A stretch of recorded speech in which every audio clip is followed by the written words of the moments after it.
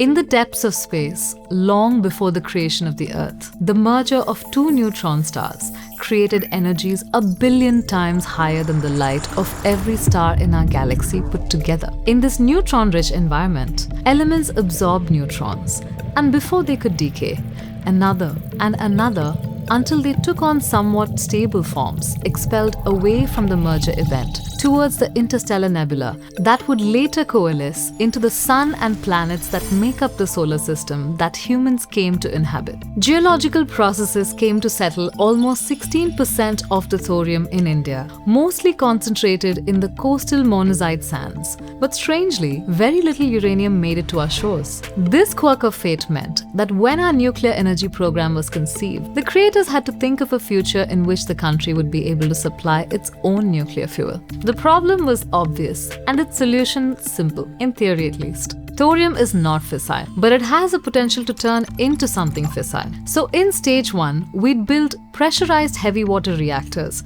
with natural uranium containing 0.72% uranium-235 as fuel and breed plutonium-239 from uranium-238. In stage 2, we'd build fast breeder reactors, where we would burn plutonium-239 and create uranium-233 from thorium, alongside more plutonium-239 from uranium-238. And in stage 3, the journey would be in its final stretch. Uranium-233 as fuel, breeding more uranium-233 from thorium, an energy-independent nation. So we've had stage 1 pressurized heavy water reactors for decades now. And just a few weeks ago, stage 2 finally began. On 6th April, the Prototype Fast Breeder Reactor at Kalpakkam finally achieved criticality. Not just a demonstration plant, but one that will put energy on the grid within a few years.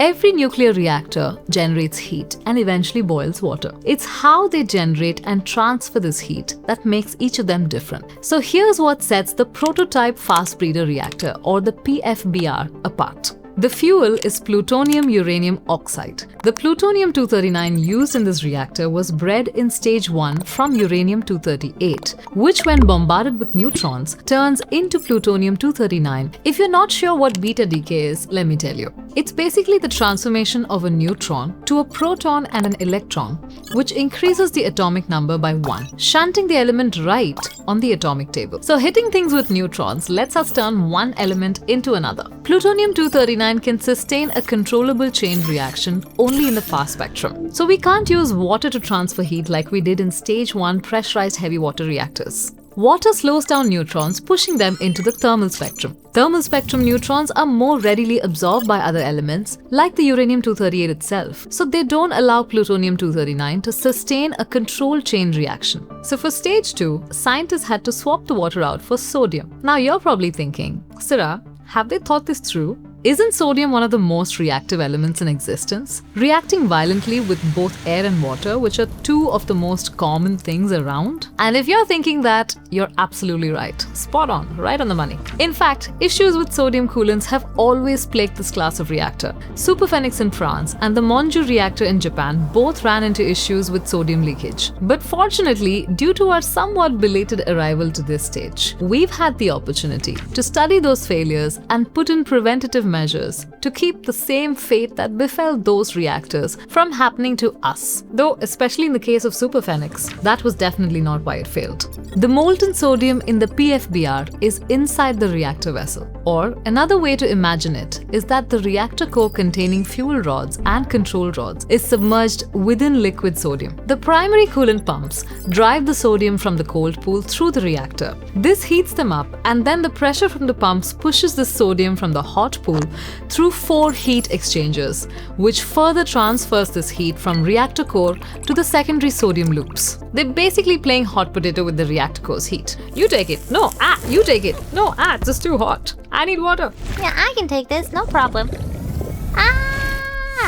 So yeah, the water dies in the end. It's ghost. Steam runs a turbine and that's how we get electricity. That's the technical explanation. Alright, so I think you kinda know how this reactor works now. Core hot, submerged in sodium, pump circulates the sodium. Sodium gets hot, transfers to non-radioactive sodium, then steam. Clear so far? But where is the breeding? This just seems like a regular reactor with sodium instead of water, to make things more exciting, I guess. Well, this thing we showed earlier, it's not just for design. This is a blanket, radially arranged around the reactor core. This absorbs a fast-spectrum neutron to turn into uranium-239 for about 24 minutes, then decaying into neptunium-239, which decays again after 56 hours into plutonium-239, a long-lived isotope with a half-life of 24,000 years, which we can then reprocess and use as stage 2's primary fuel. The fuel makes fuel, so why do we even need the stage 3 again? I mean, we've kind of got the self-sustaining process going.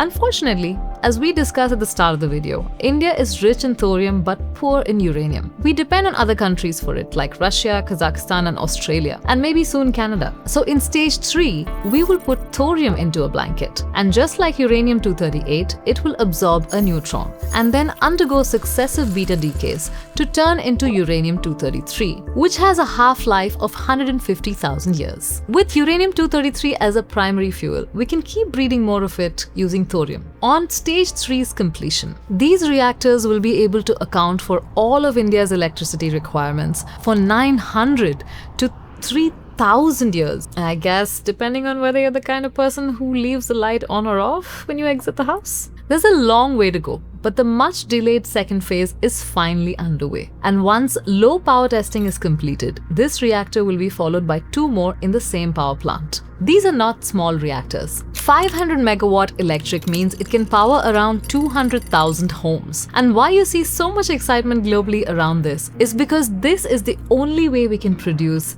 clean, firm, stable baseload electricity in the here and now.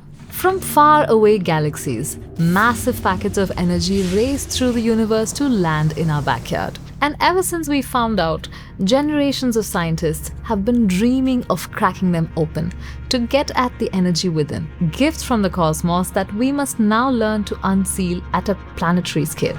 Uranium was somewhat easy.